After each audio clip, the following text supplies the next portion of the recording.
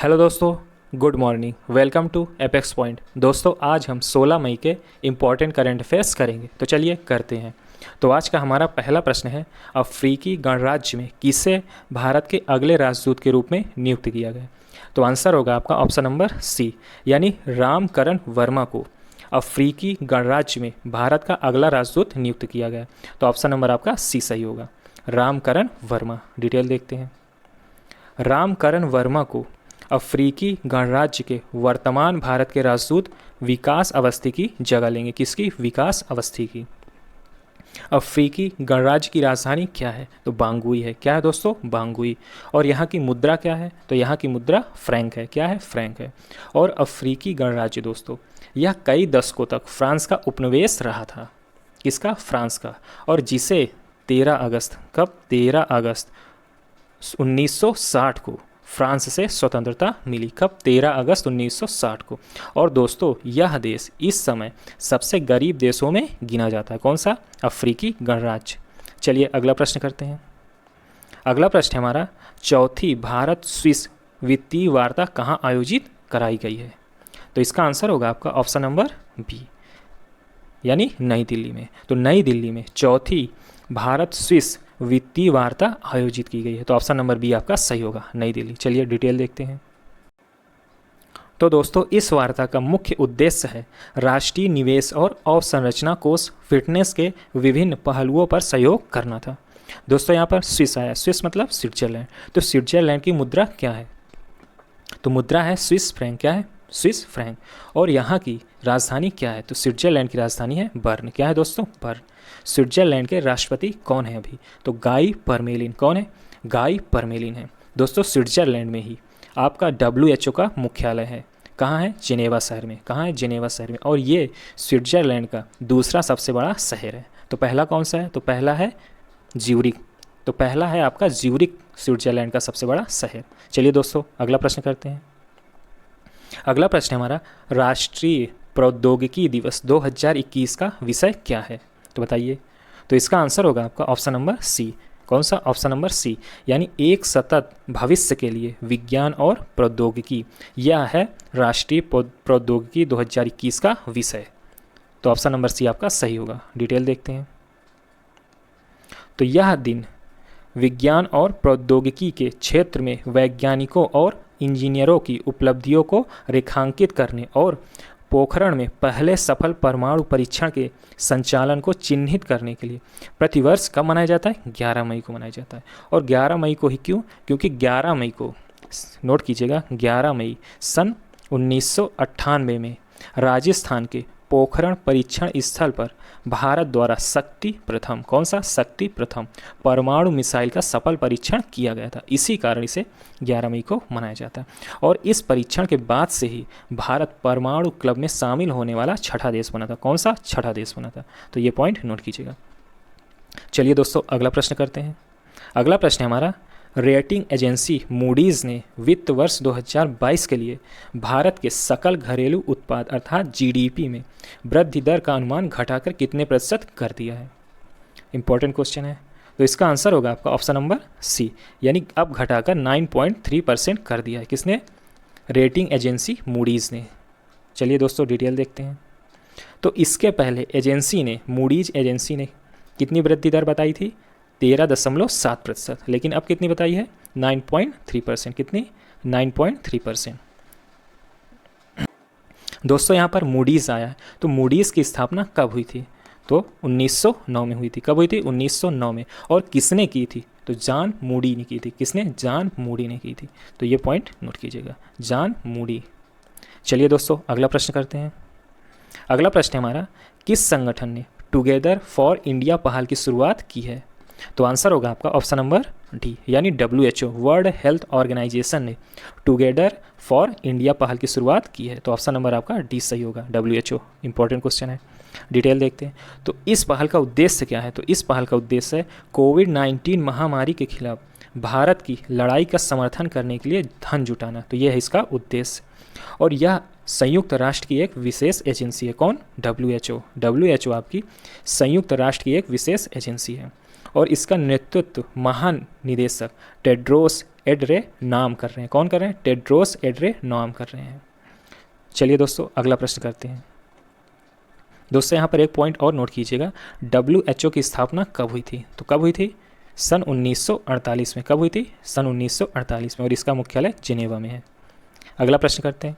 अगला प्रश्न हमारा, हाल ही में किस संगठन को ग्रीन ऊर्जा पुरस्कार 2021 से सम्मानित किया गया है? तो इसका आंसर होगा दोस्तों ऑप्शन नंबर बी, यानी IREDA को ग्रीन ऊर्जा पुरस्कार 2021 से सम्मानित किया गया है। तो ऑप्शन नंबर बी आपका सही होगा, IREDA। चलिए डिटेल देखते हैं। तो IREDA का मतलब क्या है? इसका मतलब है भारतीय नवीकरणीय ऊर्जा विकास एजेंसी लिमिटेड। तो इसे नोट कीजिएगा। यह पुरस्कार किसके द्वारा दिया जाता है? तो यह पुरस्कार इंडियन चैम्बर ऑफ कॉमर्स के द्वारा दिया जाता है। किसके द्वारा? इंडियन चैम्बर ऑफ कॉमर्स के द्वारा प्रदान किया जाता है। यह भारत का एकमात्र चैम्बर है जिसे क्यूबेक कनाडा में विश्व चैम्बर प्रतियोगिता में प्रथम पुरस्कार से सम्मानित किया गया है। क्यूबेक आपका कनाडा का एक शहर है। यहाँ पर दोस्तों ICC यानी इंडियन चैम्बर ऑफ कॉमर्स आया है। तो इसकी स्थापना कब हुई है? तो इसकी स्थापना सन 1925 में हुई है। कब है? 1925 में। और इसका मुख्यालय कहाँ है? तो इसका मुख्यालय आपका कोलकाता में है। कहाँ है? कोलकाता में। चलिए दोस्तों अगला प्रश्न करते हैं। अगला प्रश्न है हमारा, हाल ही में खबरों में रहा ओसिरिस रेक्स अंतरिक्ष यान निम्नलिखित में से किससे जुड़ा है? तो दोस्तों इसका आंसर होगा आपका ऑप्शन नंबर सी, यानी क्षुद्र ग्रह वेनु का अध्ययन से जुड़ा है आपका ओसिरिस रेक्स अंतरिक्ष यान। तो ऑप्शन नंबर आपका सी सही होगा, क्षुद्र ग्रह वेनु का अध्ययन। चलिए डिटेल देखते हैं। तो इसे यानी इस यान को 2016 में प्रक्षेपित किया गया था, और यह अंतरिक्ष यान क्षुद्र ग्रह वेनु पर कब पहुंचा था? सन 2018 में। और हाल ही में इस मिशन ने 6 किलोग्राम रेगोलिथ, जिसे ऊपरी मृदा कहते हैं, को एकत्रित किया, और इसने इसे पृथ्वी पर अपनी वापसी की यात्रा शुरू कर दी है। और डिटेल देखते हैं। इस मिशन का महत्व क्या है? तो इसका महत्व है सौर मंडल की उत्पत्ति और उसके विकास को समझने में मदद मिलेगी। किस में मदद मिलेगी? सौर मंडल की उत्पत्ति और इसके विकास को समझने में मदद मिलेगी। चलिए दोस्तों अगला प्रश्न करते हैं। अगला प्रश्न हमारा, 5 डीप्स एक्सपीडिशन निम्नलिखित में से किससे संबंधित है? तो दोस्तों इसका आंसर होगा आपका ऑप्शन नंबर डी, यानी सभी महासागरों में सबसे गहरे बिंदुओं का अन्वेषण 5 डीप्स एक्सपीडिशन से संबंधित है। तो ऑप्शन नंबर आपका डी सही होगा। इंपॉर्टेंट क्वेश्चन है, डिटेल देखते हैं। तो इस अभियान यानी एक्सपीडिशन का उद्देश्य है दुनिया के 5 महासागरों के सबसे गहरे क्षेत्रों की जानकारी प्रदान करना। और देखते हैं डिटेल। तो 5 डीप्स एक्सपीडिशन के अनुसार 5 महासागरों के सबसे गहरे बिंदु कौन से हैं? इंपॉर्टेंट पॉइंट है। पहला है आपका हिंद महासागर, तो इसका सबसे गहरा पॉइंट है आपका जावा ट्रेंच।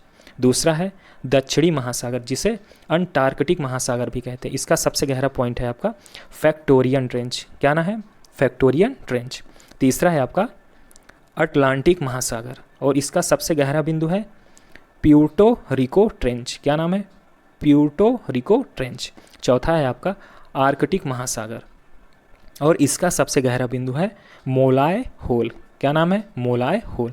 और आखिरी में आता है प्रशांत महासागर, जो कि सबसे गहरा महासागर है, और इसकी सबसे गहरी बिंदु है मरियाना ट्रेंच में चैलेंजर डीप। ये है सबसे गहरा बिंदु, चैलेंजर डीप। दोस्तों इस अभियान से वैज्ञानिकों को पता चला है कि मारियाना ट्रेंच में चैलेंजर डीप अभी भी पृथ्वी पर सबसे गहरा बिंदु है। चलिए दोस्तों अगला प्रश्न करते हैं। अगला प्रश्न हमारा, अंतर्राष्ट्रीय नर्स दिवस 2021 का विषय क्या था? इंपॉर्टेंट क्वेश्चन है, अक्सर एग्जाम में देखने को मिल जाते हैं। तो इसका आंसर होगा आपका ऑप्शन नंबर डी, यानी nurses a voice to lead a vision for future health care. तो ऑप्शन नंबर डी आपका सही होगा, nurses a voice to lead a vision for future health care. तो ऑप्शन नंबर आपका D सही होगा। Detail देखते हैं। तो अंतर्राष्ट्रीय नर्स दिवस 2021 का विषय है nurses a voice to lead a vision for future health care. Florence Nightingale को the lady with the lamp के नाम से भी जाना जाता है। तो इससे प्रश्न पूछा जा सकता है कि the lady with the lamp के नाम से किसे जाना जाता है, तो फ्लोरेंस नाइटिंगेल को। और वह पेशेवर नर्सिंग की नींव रखने वाली पहली व्यक्ति थी। कौन? Florence Nightingale. दोस्तों, फ्लोरेंस नाइटिंगेल की जयंती मनाने के लिए प्रतिवर्ष 12 मई को, कब? 12 मई को अंतर्राष्ट्रीय नर्स दिवस मनाया जाता है। तो ये पॉइंट नोट कीजिएगा, अंतर्राष्ट्रीय नर्स दिवस कब मनाया जाता है, तो प्रतिवर्ष 12 मई को। चलिए दोस्तों, अगला प्रश्न करते हैं। अगला प्रश्न हमारा, इस्लाम का पवित्र स्थल अल अक्सा मस्जिद कहाँ है? हाल ही में यह चर्चा में भी था। तो इसका आंसर होगा आपका ऑप्शन नंबर बी, यानी इजराइल में। तो इजराइल में है आपका अल अक्सा मस्जिद, जो कि इस्लाम का एक पवित्र स्थल है। तो ऑप्शन नंबर आपका बी सही होगा, इजराइल। चलिए डिटेल देखते हैं। तो इस्लाम का पवित्र स्थल अल अक्सा मस्जिद इजराइल की राजधानी यरूशलेम के टेम्पल माउंट में स्थित है। कहाँ? टेम्पल माउंट में। और इजराइल की राजधानी आपकी यरूशलेम है। टेम्पल माउंट को इस्लाम में हरम ए शरीफ के नाम से भी जाना जाता है। यह इस्लाम का तीसरा सबसे बड़ा पवित्र स्थल और यहूदी धर्म का सबसे पवित्र स्थल है। दोस्तों, यहाँ पर इजराइल देश आया, तो इसके बारे में जानते हैं। तो इजराइल के पीएम कौन है? तो इजराइल के पीएम हैं बेंजामिन नेतन्याहू। कौन है? Benjamin Netanyahu. और यहाँ के प्रेसिडेंट यानी राष्ट्रपति कौन है? तो राष्ट्रपति हैं रेवेन रिवलिन। कौन है? रेवेन रिवलिन। और यहाँ की प्रमुख भाषा क्या है? तो यहाँ की प्रमुख भाषा है इब्रानी। क्या नाम है? इब्रानी, जिसे हिब्रू नाम से भी जाना जाता है। राष्ट्रपति कौन है? नोट कीजिएगा, रेवेन रिवलिन। तो दोस्तों, ये था हमारा लास्ट प्रश्न। इसके बाद हम कल के करंट अफेयर्स का एक क्विक रिवीजन करेंगे, ताकि आपका करंट अफेयर्स और मजबूत हो जाए। चलिए दोस्तों, अब क्विक रिवीजन करते हैं।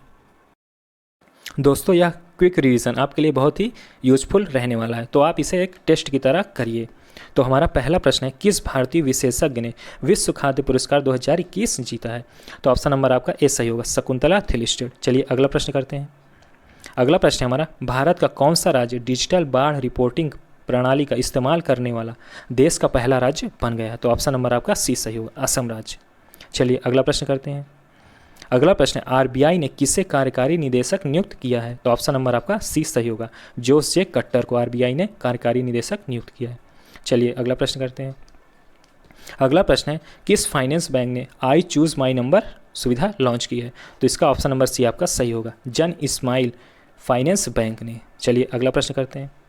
अगला प्रश्न है, हाल ही में लॉन्च पुस्तक life in a clock tower valley के लेखक कौन है? तो आंसर होगा आपका ऑप्शन नंबर ए, यानी शकूर राथेर ने life in a clock tower valley नामक पुस्तक लिखी है। चलिए अगला प्रश्न करते हैं।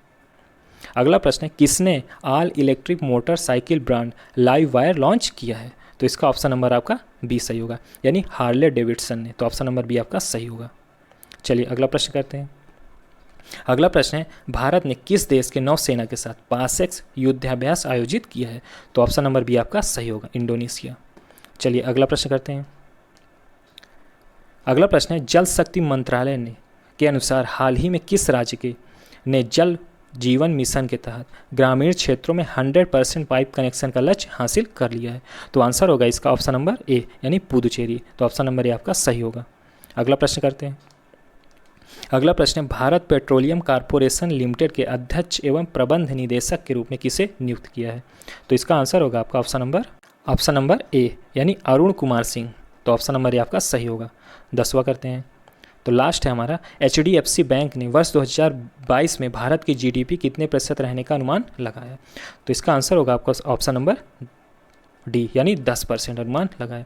तो दोस्तों, इस क्विक रिवीजन में आपके कितने क्वेश्चन सही हुए कमेंट करके जरूर बताइएगा, और ये आपका क्विक रिवीजन बहुत ही यूजफुल रहने वाला है। तो चलिए दोस्तों, मिलते हैं नेक्स्ट वीडियो में। Okay, good luck.